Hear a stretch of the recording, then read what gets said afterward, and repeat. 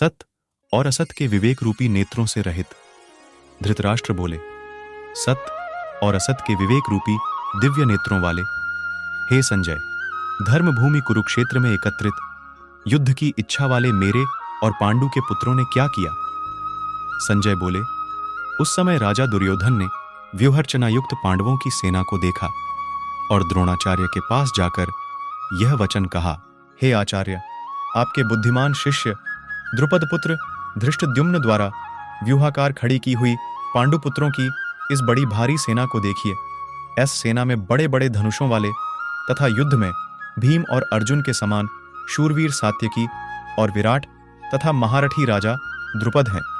धृष्टकेतु और चैकितान तथा बलवान काशीराज, पुरुजित, कुंतीभोज और मनुष्यों में श्रेष्ठ शैभ्य, पराक्रमी युद्धामन्यु तथा बलवान उत्तमौजा, सुभद्रा पुत्र अभिमन्यु एवं द्रौपदी के 5 पुत्र, ये सभी महारथी हैं। हे ब्राह्मण श्रेष्ठ, अपने पक्ष में भी जो प्रधान वीर हैं उनको आप जान लीजिए। मेरी सेना के जो जो सेनापति हैं, आपकी जानकारी के लिए उनको बतलाता हूं। आप द्रोणाचार्य और पितामह भीष्म तथा कर्ण और संग्राम विजयी कृपाचार्य तथा अश्वत्थामा, विकर्ण और सोमदत्त का पुत्र भूरिश्रवा और भी बहुत से शूरवीर, जिन्होंने मेरे लिए अपने जीवन की आशा त्याग दी है, अनेक प्रकार के शस्त्रास्त्रों से सुसज्जित और सभी युद्ध में कुशल हैं। भीष्म पितामह द्वारा रक्षित हमारा सैन्य बल पर्याप्त नहीं है और भीम द्वारा रक्षित इन लोगों का यह सैन्य बल पर्याप्त अधिक है। इसलिए सब मोर्चों पर अपनी अपनी जगह स्थित रहते हुए आप सभी लोग भीष्म पितामह की ही सब ओर से रक्षा करें।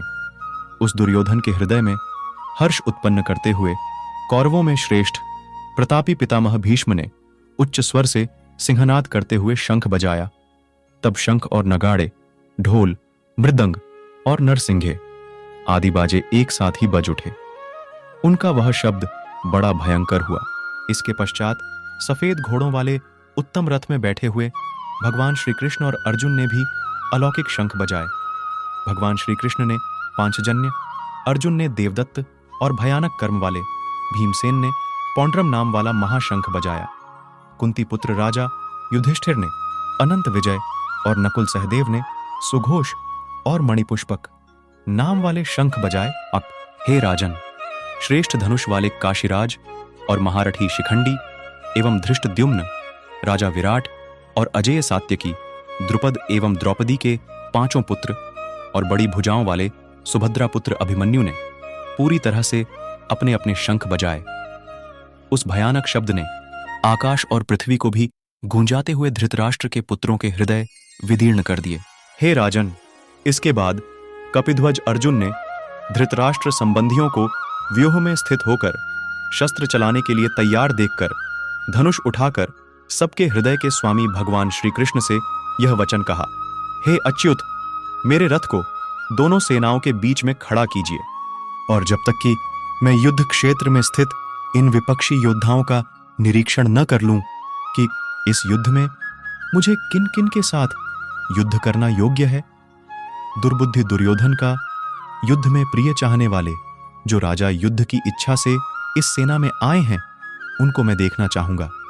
संजय बोले, अर्जुन के द्वारा इस प्रकार कहे जाने पर भगवान श्री कृष्ण ने दोनों सेनाओं के बीच में उस उत्तम रथ को खड़ा कर दिया और कहा, हे पार्थ, युद्ध के लिए एकत्रित हुए इन कौरवों, प्रमुख रूप से भीष्म और द्रोणाचार्य तथा संपूर्ण राजाओं को देखो।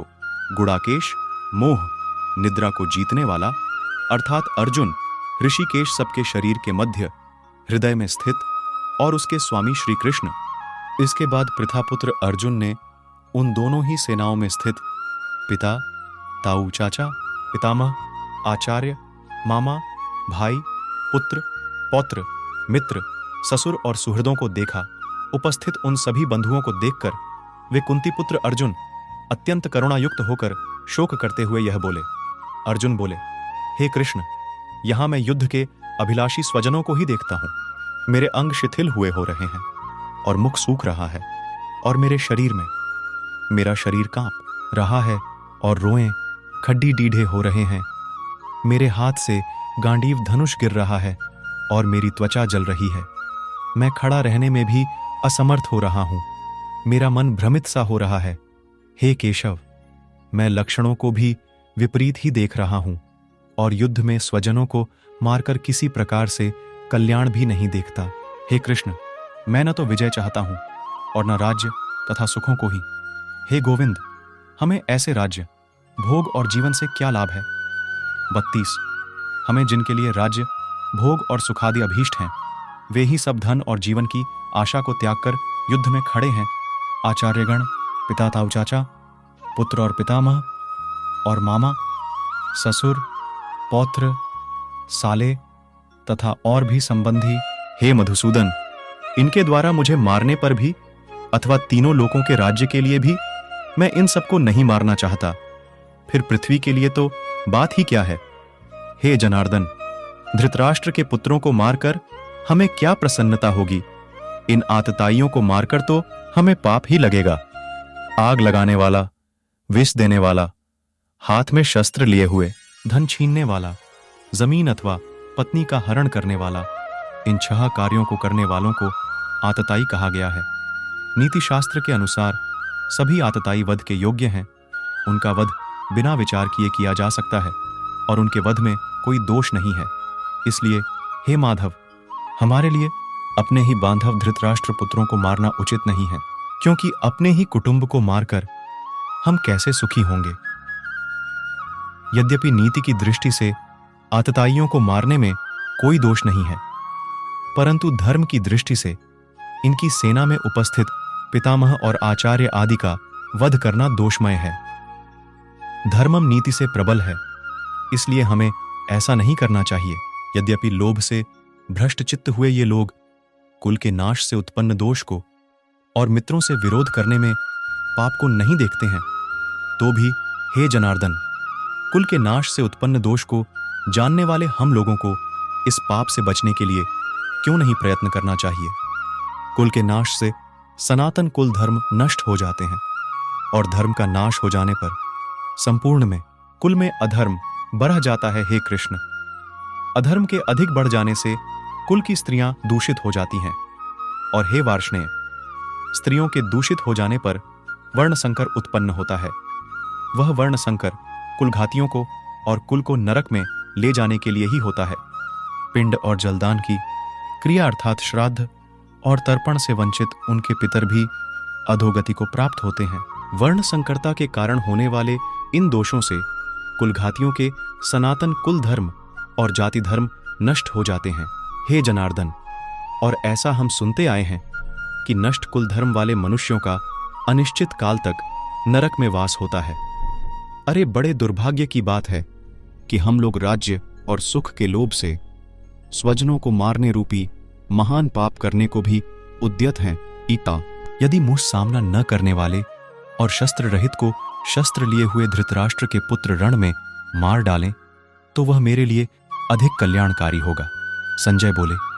इस प्रकार कहकर रणभूमि में शोक से उद्विग्न मन वाले अर्जुन बाण सहित धनुष को त्याग कर रथ के पिछले भाग में बैठ गए।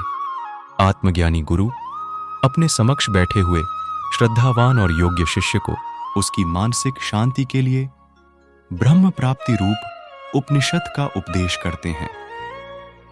यहां साक्षात वासुदेव श्री कृष्ण स्वयं गुरु हैं और श्री अर्जुन उनके शिष्य